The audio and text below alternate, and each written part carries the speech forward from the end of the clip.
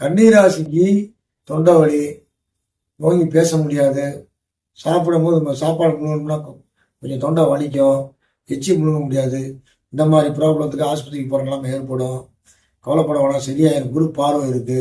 தாயார் மூலமாக ஏதாவது முயற்சி செய்தால் ஒரு பொண்ணு பார்க்குறதோ, ஒரு தொழில் ஆரம்பிக்கிறதோ, மற்றபடி ஒரு படிப்பு விஷயமோ, ஒரு வீடு கட்டுறதோ ஆரம்பிக்கிறதோ தாயார் மூலமாக ஆரம்பித்தா தாயார் ஆரம்பித்து வச்சா சிறப்பாக இருக்கும். உங்களுடைய வேண்டுதல்களை குலதெய்வத்தின் மூலமாக குலதெய்வ கோயிலுக்கு சென்று அங்கு ஒரு நேர்த்திக்கடன் வைத்து சில காரியங்களை ஆரம்பித்தால் அது நல்லபடியாக முடியும்.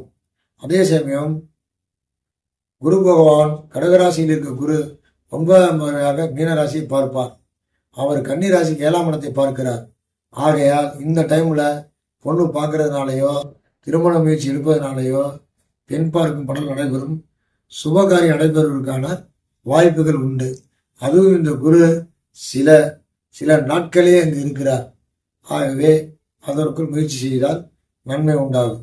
மற்றபடி கன்னிராசியை பொறுத்த வரைக்கும் 3ஆம் இடத்தில் இருக்கக்கூடிய சூரிய பகவான் உங்களுக்கு தைரியத்தையும் தன்னம்பிக்கையும் கொடுத்து திருமணத்திற்கான முயற்சியை நடத்தி வைப்பார்.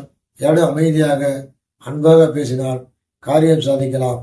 கன்னிராசியை பொறுத்த வரைக்கும் வருகின்ற சனிப்பயிற்சி பெருமாளை வணங்குவதாலும் விநாயகரை வணங்குவதாலும் நீங்கள் இந்த சனிப்பயிற்சியிலிருந்து தப்பிக்கலாம். நல்லதே நடக்கும். வாழ்க வளமுடன். வணக்கம்.